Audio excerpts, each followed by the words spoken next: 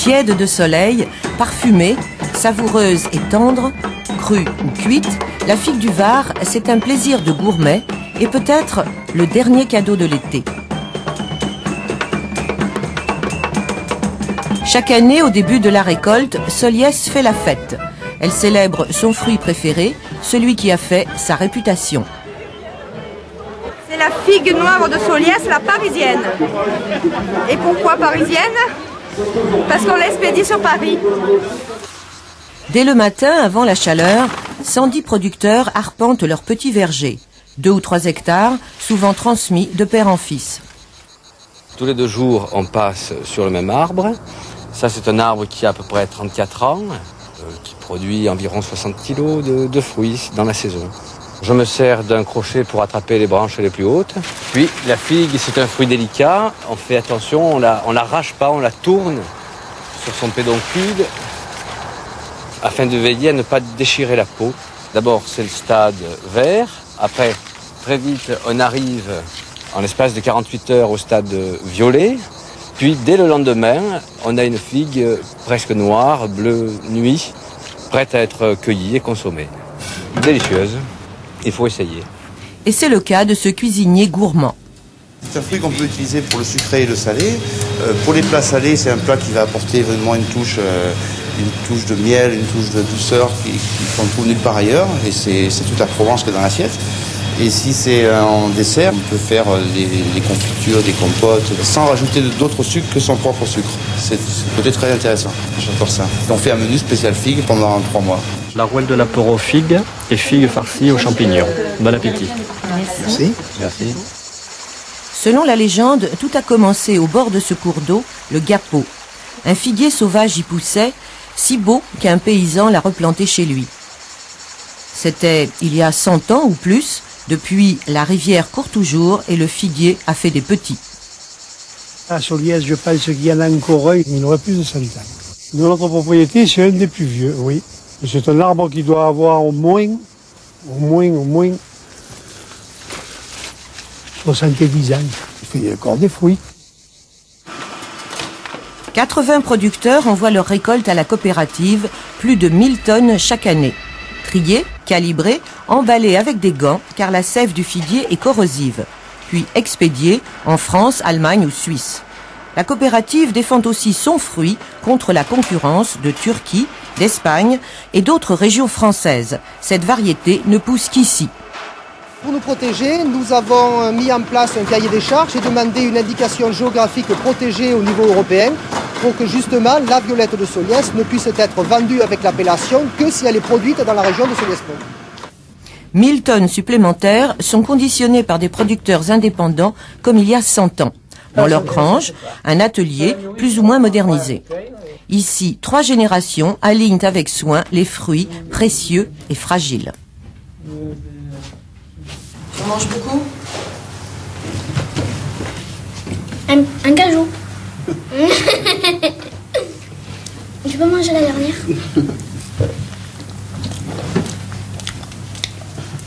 Et les traditions, elles sont un peu perdues.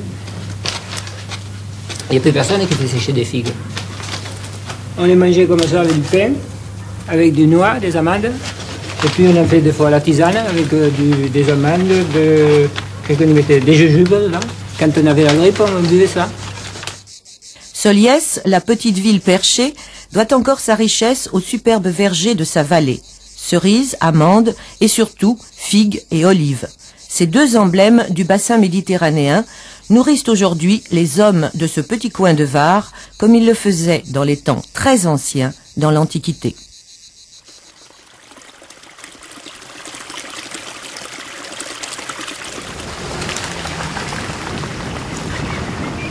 Ah, on est bien. On est bien. La nature, bon, on sait pas le dire, mais on se sent bien. On se sent bien. Je préfère mon bateau que mon tracteur. Guy Robert fait partie de cette grande famille de maraîchers de Saint-Omer. Une famille qui a conquis depuis 13 siècles à force de travail ses 3500 hectares de marécage. Et depuis cette invention des moines de Saint-Bertin, la tradition continue à l'ombre de la cathédrale Notre-Dame, endive l'hiver, chou-fleur l'été. Ça a toujours été un très bon chauffeur à Saint-Omer. Avant, il y avait un label de chou-fleur. Saint-Omer a été connu dans toute la France. Il pousse dans une terre qui est tout à fait fertile pour le chou-fleur. Je crois que c'est à peu près la seule récolte qu'on peut avoir. Hein. Il ne faut pas tellement mettre de céréales en plein marais. Hein. Déjà, pour l'accès, on ne voit pas avec des moissonneuses-batteuses dans le marais. Hein. Pour transporter leur production, les maraîchers ont obtenu une route et des chemins de remembrement dans les années 70-80. Guy, lui, a préféré conserver l'usage de son bac-auve, cette barque à fond plat, typique du Marais, fabriquée en chêne de la région et capable de transporter près de 4 tonnes de marchandises. Jusque maintenant, il y avait encore un constructeur, mais je crois qu'il prend sa retraite cette année. S'il n'y a plus personne, je ne sais pas. Hein. Qu'est-ce qu'on va faire? Se diriger sur les bateaux de fer. Hein. Ah, c'est dommage de surtout perdre la tradition du Marais. Hein. C'est surtout ça qui est dommage. Et Guy Robert l'aime cette tradition, comme manier tout simplement son bac-auve à la perche dans ses chemins d'eau. Le moral pourtant est de moins en moins au beau fixe à cause d'une mévente du chou-fleur et surtout d'un prix trop bas. La semaine dernière, c'était entre 1,50 franc et 2 francs. Je crois que cette semaine, j'en suis pas certain, c'est autour entre 3 et 4 francs. Quelquefois un peu plus, quelquefois un peu moins. Le chou-fleur, c'est ça. C'est l'offre et la demande. Cette terre riche et humide qui permet 2 récoltes dans l'année ne compense pas l'instabilité des prix. Au fil des ans, le nombre des familles de maraîchers est passé de 350 à 120. Leur maison, malgré le manque d'eau potable, se transforme peu à peu en résidence secondaire. Les jeunes ne veulent plus reprendre le flambeau. On arrive à un certain âge, on est usé à faire ce métier-là. Usé complètement.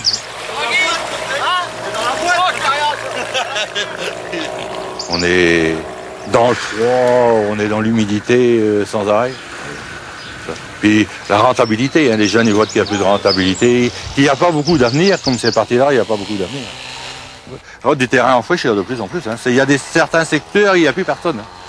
Milieu écologique fragile, le Marais se convertit peu à peu grâce à l'espace naturel régional en lieu de détente et de loisirs. Il ne faut pas oublier pour autant le travail des maraîchers qui a permis de l'entretenir jusqu'à maintenant. Le jour de cette livraison, le prix du chou-fleur était remonté à 5 francs. Guy Robert devra néanmoins faire face à une nouvelle tracasserie puisqu'il est question maintenant de faire passer un permis bateau aux maraîchers. Ça me fait mal au cœur que maintenant, si le dimanche, je n'ai plus le droit de prendre mon bateau et puis faire une balade dans le Marais, quoi. Hein, sans être contrôlé, sans rien, alors qu'on a vécu dans le Marais. De quoi l'avoir plutôt mauvaise après tant d'années de navigation.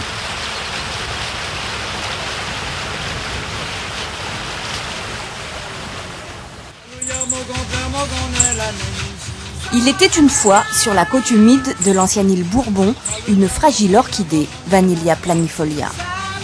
Éphémère et délicate, la fleur de vanille ne dure qu'un seul jour et pour la féconder, il faut saisir l'heure matinale de son épanouissement.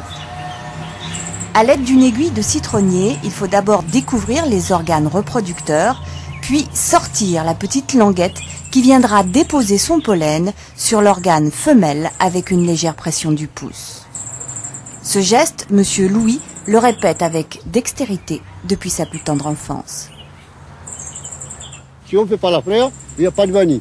À chaque fleur, vous perdez une goutte de vanille. Ce procédé de fécondation qui apporta la prospérité à l'île, c'est un esclave, Edmond Albius, qui le découvrit à l'âge de 12 ans. Est-ce que ça lui a apporté la gloire? Non, loin de là. Même pas l'émancipation en tant qu'esclave. Après l'abolition de l'esclavage en 1848, il a continué à vivre comme il vivait auparavant, c'est-à-dire à travailler dans les champs. Et il est mort dans un hospice, un hôpital communal. Avec son invention, Albius avait pourtant permis à la vanille de dépasser sa simple vocation ornementale. Là, par exemple, nous avons des gousses de vanille issues de la pollinisation de fleurs. Vous avez ici ce qui reste des pétales de la fleur qui se fanent. Et c'est le pédoncule de la fleur qui grandit et qui va donner la gousse de vanille au terme de 10 mois de maturation sur pied. Le jeune De Floris a su garder la tradition familiale de fabrication à l'ancienne. Les multiples étapes du traitement des gousses sont toutes manuelles, minutieuses et effectuées dans des matériaux nobles. Dans une eau à 60 degrés chauffée au feu de bois, on effectue l'échaudage, c'est la phase la plus délicate de la préparation. Le sablier permet de sortir le panier de vanille au bout de 3 minutes exactement. C'est ensuite sur des nattes au soleil que les gousses vont sécher doucement. Le savoir-faire se transmet de père en fils, de génération en génération, et c'est un savoir-faire traditionnel qui est maintenu maintenu pour des raisons de qualité bien sûr, parce que à ce jour on ne sait pas faire autrement pour avoir une qualité optimale.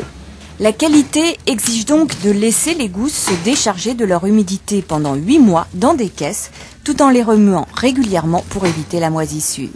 Après l'affinage, vient ensuite le calibrage. Chaque gousse est mesurée et triée en fonction de sa taille. Alors seulement intervient la mise en botte. Rares sont les initiés à l'art de nouer le raffia et la vanille en chapelet. Enfin, le pesage, toujours manuel, vient conclure le processus. Ainsi va la récolte de la vanille depuis plus d'1 siècle dans la maison de Floris.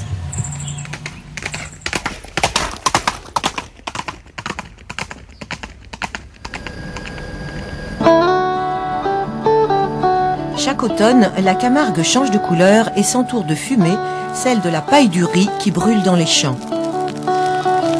Les rizières, vertes du printemps et dorées de l'été, deviennent noires, couleur de cendre. Le feu succède aux moissonneuses-batteuses qui passent d'une parcelle à l'autre et récoltent le précieux grain de riz de septembre à octobre. C'est la moisson pour les 300 riziculteurs camarguais, le moment de recueillir les fruits d'une année de travail. Cette année, la récolte est belle, on le sait, puisqu'on en a déjà fait une grosse partie. On a une bonne récolte, tout le monde est content et ça redonne du moral à tous les riziculteurs.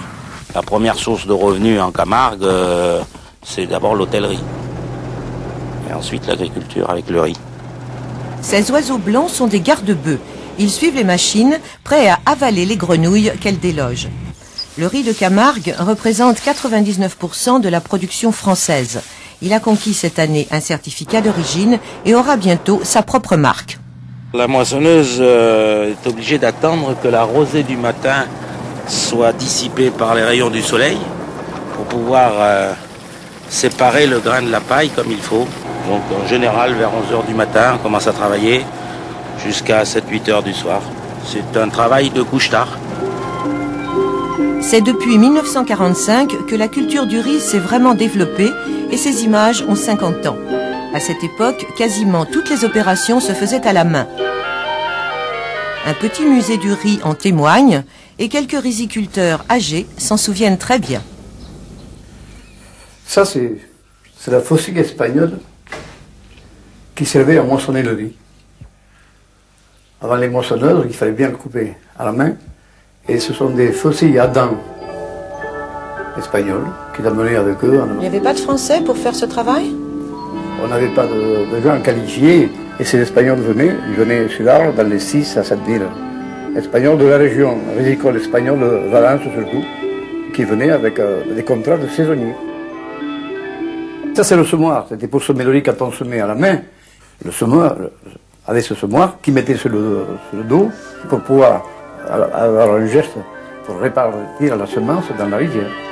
Le plus dur c'était le repiqueur, celui qui travaillait dans l'eau pendant 10-12 heures par jour. Et vraiment, c'était terrible. Là, il voulait gagner le maximum en peu de temps pour repartir à des 4 sous. Armand Plot a connu bien des difficultés, comme tous les riziculteurs, à cause de la concurrence étrangère, jusqu'à la relance de 1981. Malgré les aléas, il adore son métier. Quand on est paysan et qu'on vit dans la terre, on aime tout ce qu'on fait. On a une grande chance de produire quelque chose. Je suis paysan dans l'âme. Qu'est-ce que vous voulez? Et votre fils est aussi riziculteur? Il est riziculteur, oui. Il a suivi l'exemple de son père, mais en plus, là, il est éleveur aussi, puisqu'il a des taureaux et des chevaux. Ça se complète. C'est vrai qu'ici, un riziculteur se doit d'être aussi manadier ou gardien. Un vrai camarguais passe des heures à cheval pour rassembler, sélectionner, surveiller ses taureaux. Il se passionne pour les courses ou les corridas, il chasse. Il aime par-dessus tout la liberté des grands espaces, de la nature. Mais malgré la beauté du paysage, il faut bien rentrer à la maison et penser au riz. C'est lui qui fait vivre l'exploitation, c'est lui aussi qui sauve la Camargue. La majorité des terres sont salées, nous devons les dessaler, nous utilisons l'eau douce du Rhône pour irriguer nos rizières. Et si on arrête de faire du riz, on arrête d'entretenir nos canaux de drainage et d'irrigation. et on arrête de dessaler les terres. À ce moment-là, la Camargue risque de redevenir un désert salé sur lequel il n'y a plus de zone ni humide, ni d'agriculture, et donc plus d'hommes et plus d'activité. Pour l'instant, on n'en est pas là. L'étendue des terres cultivées est stable. Elle représente un peu plus du tiers du delta du Rhône. Au-delà, elle laisse la place aux pâtures, aux marais, aux étangs, aux roseaux sauvages. L'eau, salée ou douce, les entoure, les arrose et les inonde. C'est un équilibre merveilleux à préserver.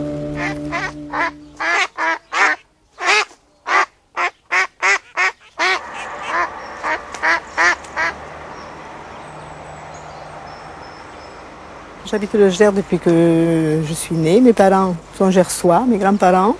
Nous avions une ferme à 30 km d'ici. Depuis ma tendre enfance, mes grands-parents, mes parents faisaient du foie gras.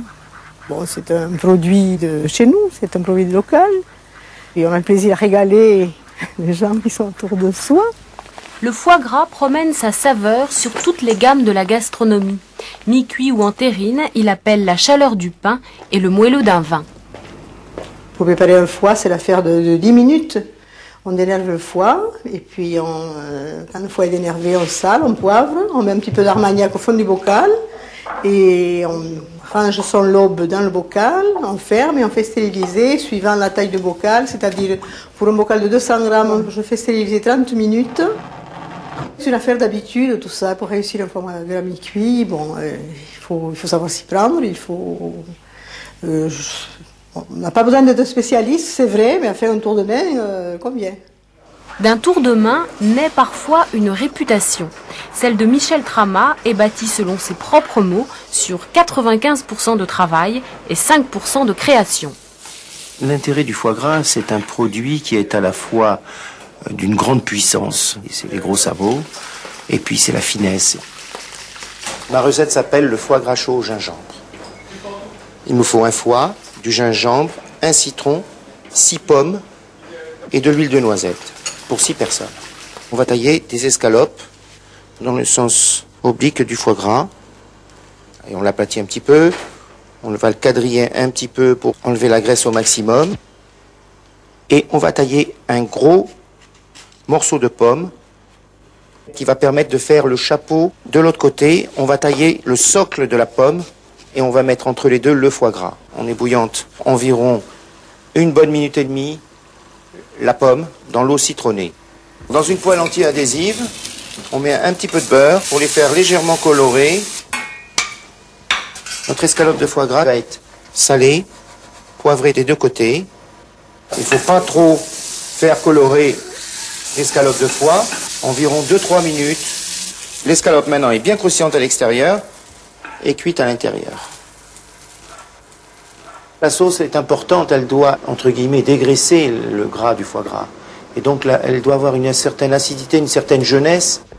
On va déglacer avec le jus de pomme et on va faire réduire cela pendant 5 bonnes minutes. Vous voyez, la pomme est devenue d'une couleur caramel et ce petit jus, on va le monter à l'huile de noisette en faisant infuser la julienne de gingembre.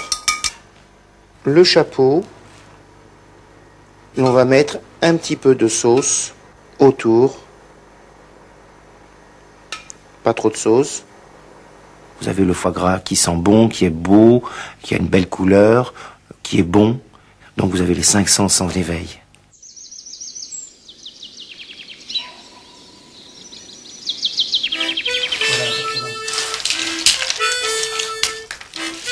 Personne aujourd'hui ne se souvient du temps où l'on s'éclairait à l'huile de noix. Par contre, utiliser la gaule pour faire tomber le fruit n'est pas si ancien que cela. Regarde, on fait ça toute la journée, d'habitude. On fait ça toute la journée. Ouais. Savoir frapper la branche était alors un art. Il fallait surtout attendre que le brou, cette écorce verte qui entoure et protège la noix, soit sec et se déchire fin septembre. Une noix qui est mûre, qui a tombé toute seule. Celle-là qui commence à s'ouvrir, qui est moitié mûre. Et celle-là qui n'est pas mûre du tout. Si le noyer a longtemps eu mauvaise réputation parce que des sorcières se réunissaient sous son feuillage, il ne faut pas oublier que ces 30 kilos de noix par an en font un arbre très généreux, jadis très recherché en période de famine. Aujourd'hui, ce ne sont pas les superstitions ancestrales qui font fuir les ramasseurs saisonniers, mais bien le progrès technique. Si on part du principe que pour ramasser 1 hectare à la main, il nous faudrait, je dirais à 5 personnes, une quinzaine de jours. Aujourd'hui, avec une machine que vous avez vue tout à l'heure, c'est 1h30, 2 heures à l'hectare. À l'heure où on veut créer des emplois, c'est vrai que c'est pas forcément la solution, mais il n'empêche économiquement aujourd'hui, si on veut avoir des bilans qui tiennent la route, c'est soit la machine, soit on laisse les noix par terre. D'autant que la noix est un produit plutôt instable. L'an dernier, une quantité abondante avait fait descendre le cours à 8 francs le kilo. Cette année, un été chaud a réduit la production de moitié, faisant remonter le cours à 12-13 francs. Après avoir été lavé, puis séché une semaine par un air chaud ventilé, puis à l'état naturel, la noix a 2 possibilités. Elle est belle et peut être consommée fraîche, rapidement, ou sèche, un peu plus tard. Elle est un peu moins belle et sera destinée alors au moulin pour faire de l'huile. L'intérieur de la coque, le cerneau est broyé, la pâte obtenue est chauffée puis pressée. Il en faut près de 2 kilos pour obtenir 1 litre d'huile.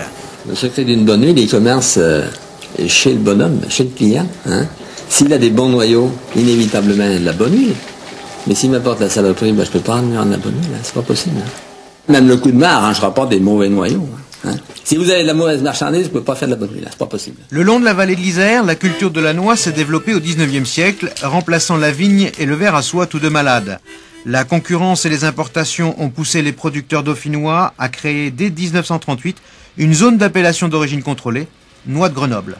Je regarde si elles sont sèches, et puis s'il n'y a pas de mauvaises noix à l'intérieur, s'il n'y a pas de véreuses ou de pourries, parce qu'il y a un seuil de tolérance à respecter.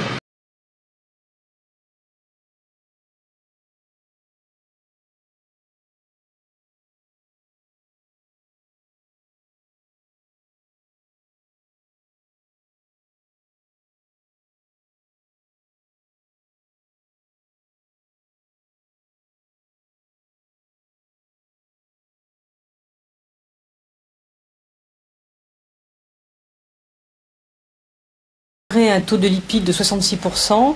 La noix, en règle générale, pas uniquement la noix de Grenoble, est un fruit à recommander pour les personnes qui ont des problèmes de cholestérol, car de récentes études très sérieuses ont démontré que les acides gras insaturés de ces lipides faisaient baisser le taux de cholestérol.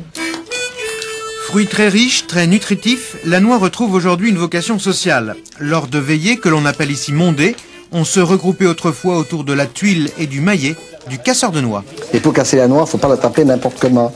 Il faut taper sur la partie bombée de la noix. Sur le ventre ou sur le dos, ça dépend de la position que l'on aime. Et vous tapez pas bon coup sec. Et vous avez le cerneau, vous voyez, qui sort intact. Alors que si vous tapez sur la côte, vous écrasez le cerneau. Allez. En famille, entre voisins et amis, on finissait ensuite de décortiquer les coques, d'en séparer les cerneaux qui servaient à alimenter moulins et pâtissiers, puis de chants en histoire, on finissait par casser la croûte. L'utile n'était jamais loin de l'agréable. Puis il y avait une technique aussi de se mettre à table. Il fallait tous se mettre à table à côté d'une jolie fille parce qu'on faisait tomber les coquilles qui étaient sur les genoux de la fille. Il faut la demander. Les coquilles ne tombaient pas toutes seules. Vous avez fait ça, vous?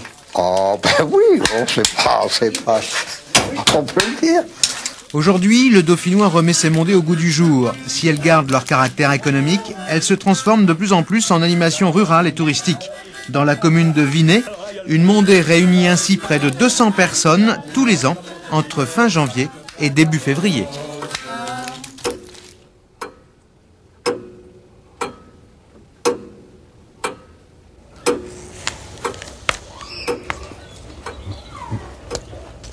Ça, c'est bon. Ça a du goût. Il y a du jus là-dedans. Il y a du sucre. C'est fantastique. Le secret du goût, la variété, mais aussi la cueillette. Meilleur sera le fruit s'il tourne délicatement dans la main sans perdre son pédoncule. À 71 ans, Jean Béret collectionne une 60aine de variétés. Il fait partie de ces mordus qui se battent pour faire revivre les pommes oubliées. Mon père connaissait toutes ces pommes par cœur. Tous les anciens de sa génération connaissaient le nom des pommes par cœur. Alors c'était passionnant parce qu'on vous disait, tiens, ces pommes-là, c'est un chaperonnet, ça c'est un chevalier, Ça, c'est un montant l'air, cuir d'âne. Ici, si vous voulez, c'est mon paradis ici. Je me plais ici dans mon verger. Alors si vous voulez goûter, c'est du chailleux. Mais vous ne mangez pas tout, hein, vous croquez une fois dans... Oui, on va goûter. Hein? C'est la pomme que les parents de Chateaubriand lui envoyaient lorsqu'il était à Guernesey en exil. Alors venez là. Nous sommes ici dans le premier conservatoire du pays de Dinan. Emmanuel Roland, le maître des lieux, a greffé dans ce verger une trentaine de variétés de pommes du début du siècle. Ces pommiers étaient en voie de disparition. Les mordus de la pomme ont remis 600 variétés anciennes au goût du jour. Cœur de bœuf ou pomme d'amour, le fruit défendu du paradis terrestre ne cesse de ressusciter. Alors cette pomme nous vient du marais de Dole, elle s'appelle rainette sucrée. Et même au toucher, on peut la reconnaître. Elle a donc une peau fraîche. Un goût d'enfance. Là, c'est chose étonnante, c'est que c'était une poire. Il y a chevalier vert, il y a chevalier Là, ça me rappelle une poire. Quand un arbre est trop chargé, on le secoue. Cueilli sur l'arbre ou ramassé sur le chemin des écoliers, Emmanuel Roland se remémore le fruit de son enfance. Une chair rosée, l'épiderme rouge, parsemé de petites étoiles blanches, tout simplement une rainette étoilée, au goût acidulé, un goût à jamais disparu, enfin presque. 40 ans, avant de la trouver. Ça fait beaucoup. Mais enfin, j'ai trouvé, quoi. Et j'en mangerai pas encore beaucoup cette année. 2.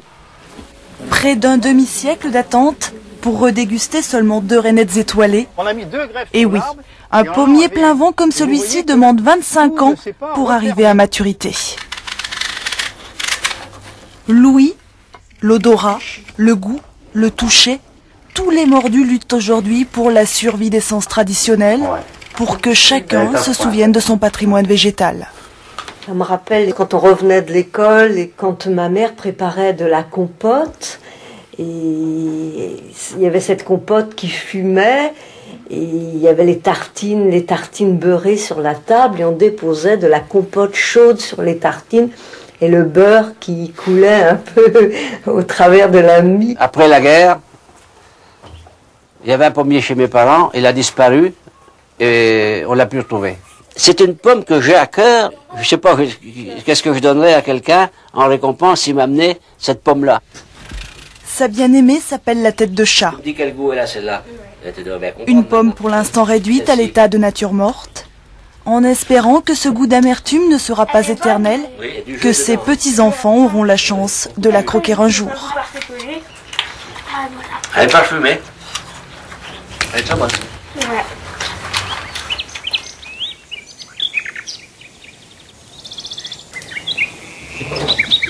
La saison des asperges ne dure que quelques semaines, de fin mars à fin mai environ.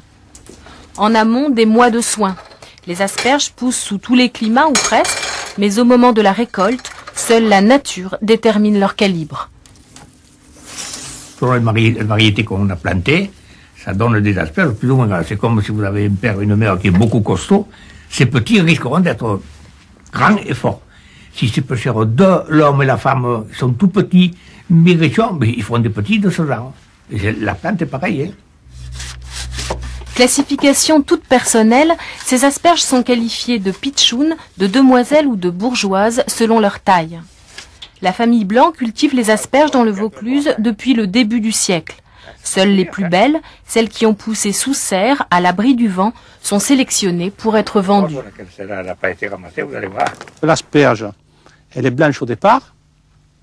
Dans la terre, elle est blanche. À la sortie de la terre, elle devient un peu violette. Et lorsqu'elle a 2 ou 3 jours de longueur, elle devient verte. Quelle que soit sa région d'origine, l'asperge est fragile et se déshydrate facilement. L'idéal est de pouvoir l'acheter 24 heures après la cueillette. Il faut qu'elles soient très cassantes à partir du moment où vous les voyez un peu, on va dire, en les touchant, si elles sont un petit peu molles, ou en tout cas pas assez fermes, à ce moment-là, ça voudra dire qu'elles sont cueillies depuis quelques jours et ça sera peut-être moins bien. En entrée, en simple vinaigrette ou cuisinées de façon plus sophistiquée, en accompagnement d'une viande ou d'un poisson, les asperges sont riches en goût et pauvres en calories. Cuites à la vapeur, la tête en haut, elles développent toutes les saveurs du printemps.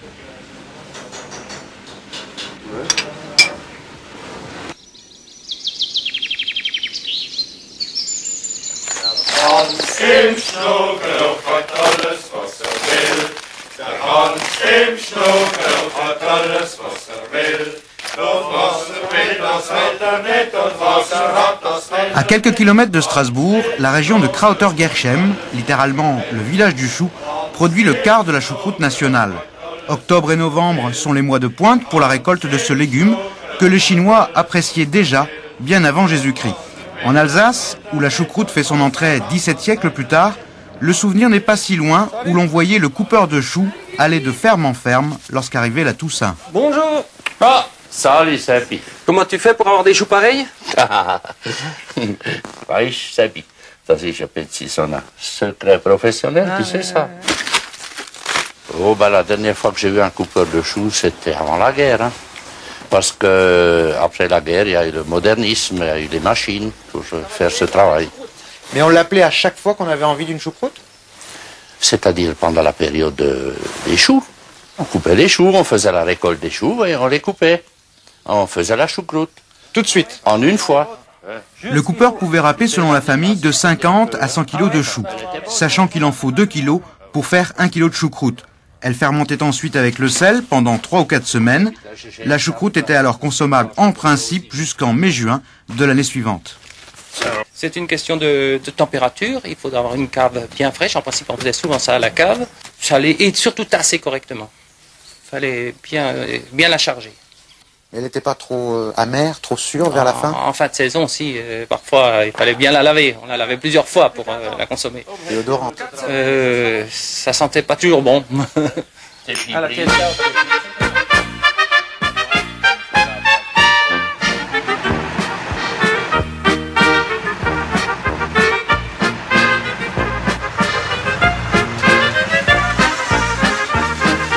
La mécanisation du ramassage s'étend peu à peu autour de Krauter-Gershem. Si elle concerne aujourd'hui la moitié de la production, les fabricants sont encore nombreux à blanchir, c'est-à-dire à effeuiller le chou à même le champ.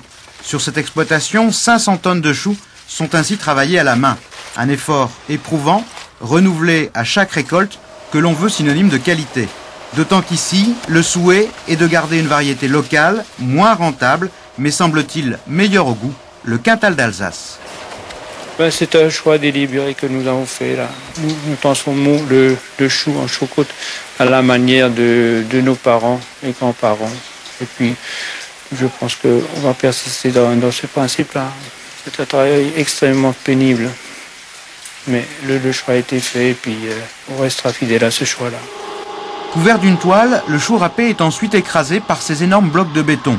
La mousse qui s'en dégage, jour après jour, témoigne du bon travail de fermentation. Pendant ce temps, on s'active dans les maisons alsaciennes, notamment dans celles où, dans le grenier, fonctionne encore comme autrefois le fumoir. Au-dessus d'un lit de braise, saupoudré de sciure de hêtre et de chêne, le lard prendra toute sa saveur au bout d'une quinzaine de jours, avant de garnir la tablée familiale. Les viandes qu'on ajoute, c'est de la poitrine de porc salée, fumée, de la côtelette cuite, et bon, différentes charcuteries, saucisses, suivant les envies, les régions. Comme en Alsace, on mange jusqu'à 10 différentes charcuteries et viandes. Du plat paysan à la recette gastronomique, la choucroute a acquis sa noblesse en Alsace. Désormais, une confrérie lui assure d'ardents défenseurs. Choucroute, je te vénère, je t'aime, et j'aime en toi cette Alsace qui, grâce à ce noble légume, fait qu'on le parle de toi dans le monde entier. Je dois dire qu'au départ, cette confrérie est partie d'un gag. Le gag, c'était un de nous qui a inventé un sorbet à la choucroute et qui est devenu par la suite la confrérie. La choucroute sous toutes ses formes, c'est notre slogan. Pourquoi, au fond, vous aimez la choucroute? Parce que tout simplement, mon papa ou mes parents m'ont toujours dit que les garçons sont nés dans un chou et je pense que c'est ça un peu qui a fait que j'aime la choucroute. C'est un délice, messieurs, dames, je ne vous en dirai pas plus.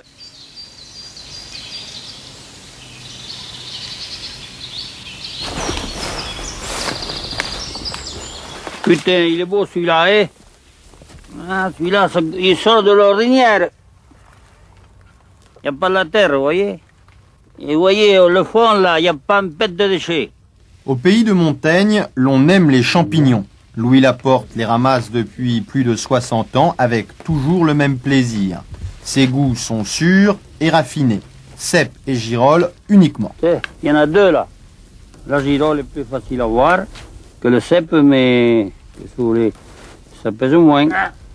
À l'automne, dans les sous-bois périgourdins, les pousses peuvent être tellement importantes que les traditionnelles cueillettes prennent des allures de récolte. Une récolte menée discrètement, en solitaire, à l'abri des regards étrangers. Deux noirs, bouffés par les limaces. On referme le trou, en principe. On fait comme ça. Personne ne voit si on est passé comme ça. Il pèse dans les combien celui-là? Là, il fait 500 grammes. Villefranche du Périgord, 16 heures. Le marché est ouvert. On m'avait dit 30. Oui, c'est ça, c'est ça. Énorme. Créé au début du siècle, le marché aux champignons de Villefranche est l'un des plus importants de France. Seuls les habitants du canton et des communes limitrophes ont le droit d'y vendre. Les clients, eux, viennent de partout. Vous avez 1,8 kg. Ils sont 80 francs par kilo. Oui. Mais il y a plus cher. Hein. C'est moins cher en Périgord. Parce que quand vous les faites cuire, c'est pas le même goût que ça. Ni même le même parfum. Hein. En une demi-heure à peine, les halles sont dévalisées. Et les enfants qui arrivent de Tahiti, alors là-bas ils n'en ont pas. Hein. Les grands jours, plusieurs tonnes de champignons changent de main, une source de revenus essentielle à l'avenir de la région. Dans le temps, c'était que les pauvres qui cherchaient les champignons. Je crois que maintenant, ils sont tous au même niveau parce que tout le monde les ramasse. Mais bien sûr, reste à savoir où les ramasser, et là, Louis Laporte préfère garder le silence. Voilà.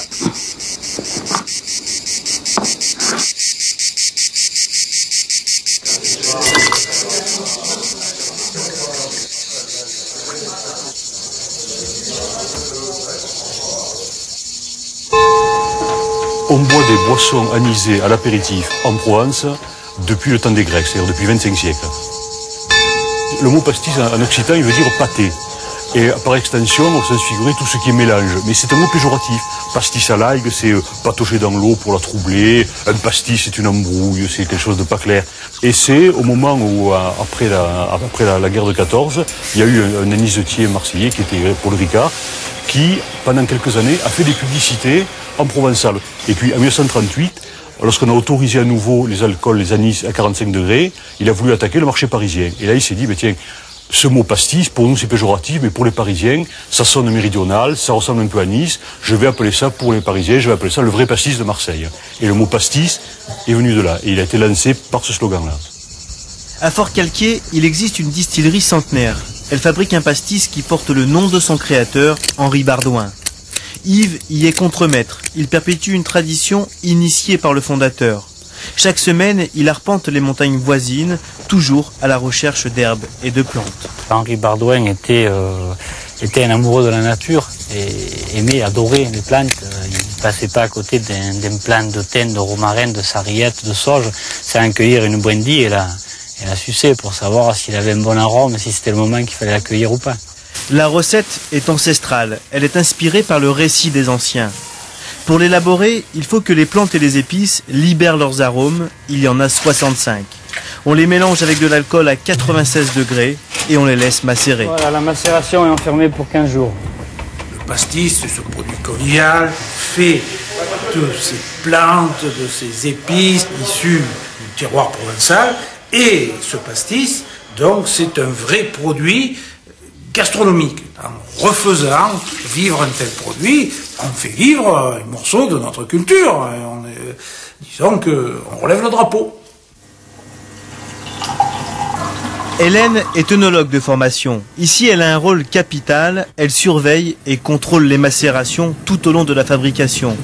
Mais une partie du secret est ailleurs, chez Jeannot, bouilleur de cru depuis 3 générations. On ne va pas tout obtenir après une infusion d'armoise. Et la distillation, elle va faire le complément, elle va nous obtenir tout ce qui reste dans l'armoise. Elle va nous donner tout ce qu'elle a dans le ventre pour pouvoir l'inclure au pastis. Voilà. L'atmosphère est insolite. La machine a l'air de sortir d'un roman de Jules Verne. Yves et Jeannot distillent l'armoise, élément principal de ce pastis. Les Provençaux sont baignés de pastis. Chaque fois qu'il y a un peu de convivialité, il y a pastis. On dit, viens boire le pastis. C'est un peu une façon de vivre.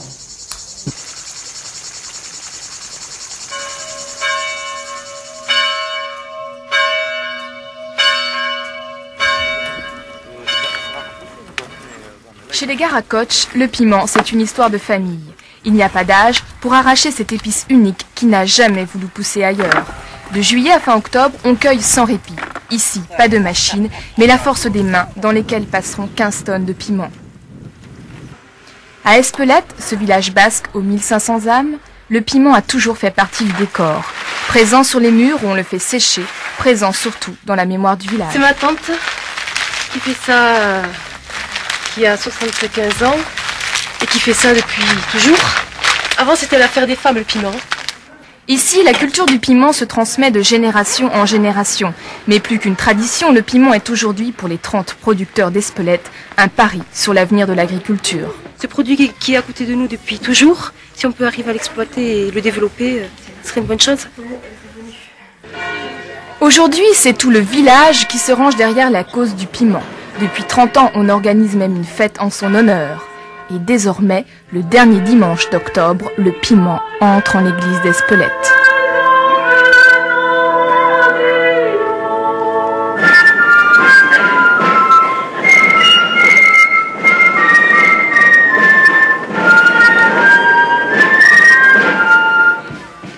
Un pèlerinage presque, où se précipitent de bon cœur toutes les confréries voisines. Le folklore n'est pas de trop pour honorer ce piment aux couleurs du Pays basque.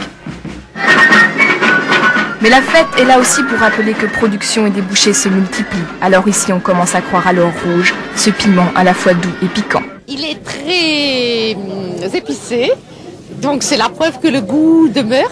C'est un nom mythique pour le piment. C'est agréable quand en cuisine comme ça de mettre du bon sentiment. C'est vrai, ça arrange beaucoup de choses. Ça réveille. Si les curieux viennent toujours de plus loin, ils repartent sans avoir percé le vrai secret du piment, celui de son origine. Un secret bien gardé dans les murs et la terre d'Espelette.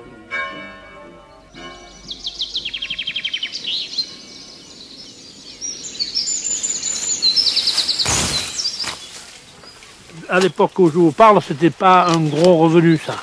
On s'était aperçu que au début du siècle, c'était rentable. Et dans les années 20, 30, c'est devenu plus intéressant. Et ça faisait une petite récolte entre les cerises, parce que le verzaçois ne marchait plus ici. Et il s'est planté beaucoup de tilleuls dans les vergers, sur les bordures des vergers, devant les cabanons, devant les maisons, autour des maisons. C'est ainsi que la production de tilleuls, des baronnies, a atteint certaines années 90% de la production française. Face aux concurrences étrangères et aux goûts nouveaux des consommateurs, l'arbre à tisane résiste. Ses nombreuses vertus thérapeutiques, notamment apaisantes, lui gardent une réserve d'admirateurs. Il est quand même très joli, c'est pas comparable avec le tilleul qu'on reçoit des pays de l'Est, on dirait des bottes de foin. Mais pour prendre des infusions, je pense que vous aimeriez mieux boire ça que boire des trucs comme du tabac. Vous comprenez? Et puis l'odeur. L'odeur, tout, c'est les meilleurs. Puis il est réputé pour la santé, pour les rhumes, pour des grippes. Quand j'étais petit, moi, j'avais une grippe, on me faisait boire du tilleul et c'était très bon. On me faisait coucher au chaud, ça me faisait bien suer, le lendemain, j'étais bien. Le tilleul se récolte souvent par toutes les générations d'une même famille. Les plus valides montent aux échelles, les plus jeunes et les plus anciens effeuillent la bractée, comme on l'appelle. Un bon ramasseur peut en ramasser jusqu'à 50 kilos de verre. Mais il y en a beaucoup plus qui en ramassent 20 ou 30 que 50. Attache pas trop serré parce que ça risque de s'échauffer. Dans ces toiles repliées aux quatre coins, que l'on appelle bourrasses, 4 kilos de tilleul vert donneront en fait 1 kilo de sec. Avec un temps de séchage de 4 à 7 jours, le tilleul doit être récolté 3 semaines avant sa vente à la foire de Buis-les-Baronnies. Une foire qui se déroule immuablement depuis 187 ans, chaque premier mercredi du mois de juillet. Le long de cette digue de Louvèze, le coup d'envoi se donne à 8 heures précises. Autrefois, les acheteurs venaient de toute la France, parmi eux beaucoup de pharmaciens. Aujourd'hui, ce sont des grossistes en plantes aromatiques et en herboristerie qui font le marché. 28 400. La mairie offre ses services de pesage. En attendant, du côté des marchands, les premières rumeurs de prix. Oh, enfin, l'an dernier, c'était 65. Je pense cette année, on va avoir bien 65 quand même. 70 maximum. Et du côté des patrons acheteurs, on est prêt à mettre combien cette année? Ça va entre 45 et 65 francs. 45 entre 45 et 65 francs. Certains n'ont pas attendu le marchandage pour vendre et préféraient passer un contrat. Ah, mais la liberté, mon cher ami, la liberté. La liberté, on vend. On vend quand on veut, comme on veut, voilà. Pour les autres, c'est l'attente qui commence. Le rituel est le même. Les marchands se baladent dans un premier temps, examinent la marchandise. On esquisse quelques discussions, on tâte le terrain, comme on dit. Il m'a dit que le tilleul aujourd'hui, il se vendrait en faire au maximum 65 francs. Et moi, j'en demande un peu plus. Bon, on verra ça tout à l'heure. Il m'a dit d'attendre. En fait, les marchands ne sont pas pressés. Certains disent qu'ils s'entendent d'abord sur un prix plafond. C'est pour, je sais pas, c'est pour faire monter la pression peut-être, non, je sais pas. Cela en deviendrait presque insupportable. C'est fait exprès, c'est pour laisser mûrir le client. Ils attendent de manière que les gens soient fatigués, puis après, les gens ils lâchent. On y va? Après 2 heures de suspense, finalement, tout va aller très vite. Eh bien on y va. Pour certains, la chose était déjà entendue. Voilà, 65, monsieur. Vous êtes terrible, hein? Pour d'autres, on espérait quand même avoir un peu plus. C'est pas bon tilleul. Ma foi, c'est vendu, hein? Pour d'autres encore, cela passe vraiment mal. 65. Non, 68. Et pourquoi 68? On a payé 65 ailleurs, pourquoi on payerait à toi 68? Pourquoi ici on représente un retraité, il faut qu'il paye... On représente le tilleul. On vient exprès pour... 65. 2, 4, 6. Ah, mais j'ai un peu plus. Mais le dessous. Oh, mais non, je peux pas. Tu sais bien. Oh, tu peux pas. Mais non, je peux pas. Regarde un peu. Allez. Tu les veux pas? Non, non, non. Tu veux pas? Tu as tort, hein? Allez. Eh bien, on ne pourra rien donner aux petits enfants. 65 francs, ça fait déjà un prix de revente assez élevé. Parce qu'il faut le conditionner, il y a des pertes, il y a le carton, il y a des transports. Il ne suffit pas d'acheter le tilleul, il faut pouvoir le revendre. Et puis, bon, mais il y a trop d'écart après avec les tilleuls d'importation. Les plus récalcitrants refuseront tout simplement la vente aujourd'hui. 50 et 40 le vieux. Non, non, non, non. Tant pis. Peut-être le mois ou l'année prochaine, les prix seront-ils meilleurs. Quelques anciens se souviennent du kilo de tilleul vendu ici à 80 francs. Il manque sans doute à ces petits producteurs la création du label Tilleul des Baronnies, que certains défendent pourtant dans le plus bel apparat. En ce jour de mercredi 5 juillet de l'an de grâce 1995, et en cette bonne cité de Buis-les-Baronnies, moi, Laurent Haro, grand maître de la confrérie des Chevaliers du Tilleul des Baronnies, déclare ouvert le 21e chapitre solennel de notre confrérie.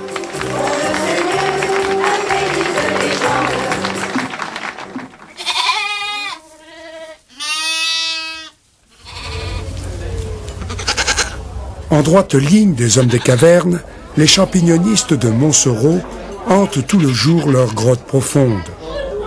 On ne les voit dehors qu'à la nuit.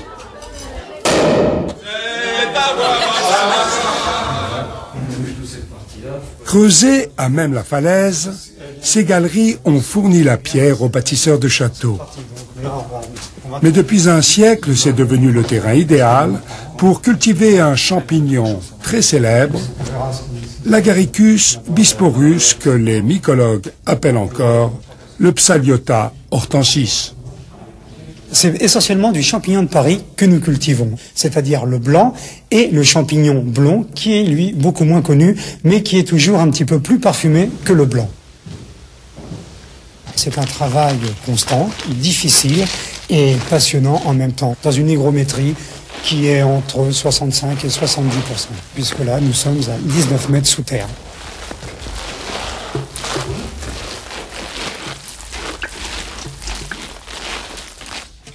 Nous sommes dans un monde de silence. Et dans ces caves, il y a toujours quelque chose à voir, quelque chose à écouter, quelque chose à observer. La nature du champignon change sans arrêt. Car ce qu'il faut savoir, c'est qu'un champignon, lui, il double de volume tous les jours. On arrive à capter quelques bruits. Le bruit, le crépitement de la terre sur des milliers, bien évidemment, de champignons, le crépitement de la terre que le champignon soulève. Avec mon frère, la passion du champignon, avec des substrats et des compositions totalement différentes de ce qu'est le champignon de Paris. Pour d'autres champignons que nous présentons, tels que des pleurotes, des pieds bleus, du shiitake et quelques foliotes. Un autre encore que nos champignonistes affectionnent, la galipette. Au début du siècle, on travaillait ce que l'on appelait en meule. Et quand un champignon grossissait plus que les autres, le poids de celui-ci faisait que le champignon basculait.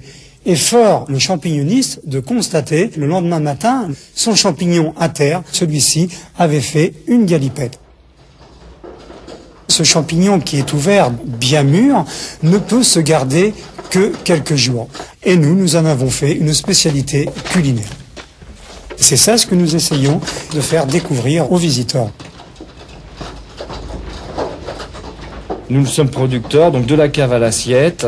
On leur explique la culture du champignon. Puis je dirais que tout naturellement, ensuite, passe à table et découvre ces spécimens de champignons de Paris que sont les galipettes, avec nos garnitures qui sont donc le fromage de chèvre gratiné au four à bois, au cep de vigne, ou à la rillette rendue croustillante par ce même four.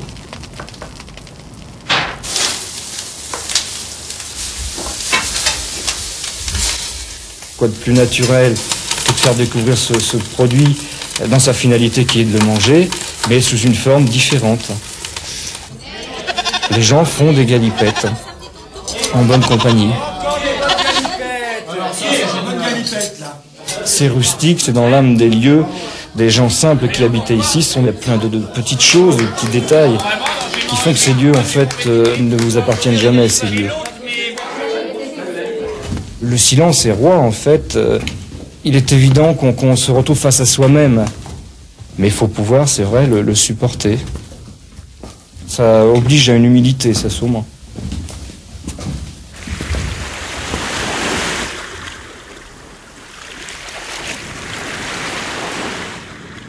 Il y avait là environ 7 à 8 ateliers d'anchois. Là, c'était un atelier d'anchois. La taverne, c'était un atelier d'anchois. Un peu plus bas dans la rivière, il y avait 5 ou 6 ateliers d'anchois. À l'époque, tout Collioure sentait l'anchois.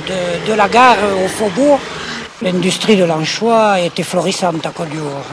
Il y avait au moins une trentaine de maisons qui faisaient vivre 500 personnes. C'était il y a 50 ans. Depuis, le tourisme a changé les choses. Les pêcheurs, les barques catalanes ont disparu. Et l'anchois de Collioure, prisé ici depuis l'Antiquité, quand il est pêché, arrive à Port-Vendre. Pêcher l'anchois sur l'autre libre. C'est un poisson qui demande beaucoup de temps, parce qu'il faut aller à 2, 3 et 4 heures de route au large, surtout en le pêchant au lampalot et au filet tournant. Encore on réussit à faire des campagnes d'anchois ici, oui, bien sûr. Heureusement d'ailleurs, autrement il y a longtemps qu'on n'aurait plus de salaire à Collioure. L'anchois de Port-Vendre, c'est magnifique, hein? Il n'y a rien de plus beau. Il n'y a rien de plus joli que l'anchois du pays. Guy Roch est l'un des 3 derniers saleurs de Collioure. Il aurait pu devenir instituteur, mais avec sa femme, il a repris l'affaire familiale créée en 1920 et s'efforce de perpétuer la tradition. Dès que l'anchois est pêché, il est brassé dans le sel, puis mis en fût. Pendant 2 jours, l'anchois va faire sa saumure, puis être éviscéré et étêté selon une méthode ancestrale. L'anchois de Collioure, ce qui fait la caractéristique, c'est qu'il est entièrement travaillé à la main, depuis la pêche jusqu'au produit fini. Chez nous, il n'y a pas de machine à laver, à essorer et à saumurer. Ça a été fait par nos ancêtres de cette façon et nous l'avons appris comme ça. L'anchois, appelé aussi poisson bleu, Guy en traite 120 tonnes par an. Il connaît tout de ce poisson fragile et goûteux. L'anchois est rangé en couronne, avec une couche alternée de sel et de poisson. Faire de l'anchois demande de la patience et de la technique. On pose un poids de 50 kg pour presser le poisson. Au bout de 3 mois de maturation, l'anchois est alors prêt à être travaillé et chacun a son rôle dans la chaîne. Moi, mon but, c'est de le laver. après qu'il a passé 3 mois dans le sel, pour faire des filets à l'huile. Il faut qu'ils soient bien dessalés et pelés, pour que les femmes, elles ouvrent et fassent des filets à l'huile. Quelle est jolie la sardane, ils l'ont dansé quand ils étaient... Voici les dernières anchoyeuses de Collioure, des petites mains agiles qui tricotent les plus beaux filets d'anchois et qui sont fiers de leur métier. À l'âge de 14 ans, on travaille là. À l'époque, nos parents ne pouvaient pas nous payer des études, donc nous sommes allés travailler aux anchois, et puis depuis nous y sommes. Et nous nous y plaisons, et nous y restons. Collioure est la ville de l'anchois. Il peut y en avoir un petit peu ailleurs, mais la tradition, c'est à Collioure. L'anchois est né à Collioure, avec nos ancêtres. Depuis toujours, les femmes travaillent l'anchois à Collioure. Et la technique d'habillage d'un bocal, une image de marque ici, ne se retrouve nulle part ailleurs. Il faut quand même quelques années d'apprentissage pour arriver à faire des bocaux. On tape le poisson pour qu'il adhère bien au bocal. Et puis alors on met une rangée de poisson, une rangée de sel, une rangée de poisson, une rangée de sel, pour en terminer par une rangée de poisson. Ils sont fabriqués en rond parce qu'on voit la grosseur et la grandeur de l'anchois. C'est un petit peu de broderie sur du poisson. Mais la qualité de ce produit de terroir, comme l'on dit aujourd'hui, dépend d'abord de la saumure.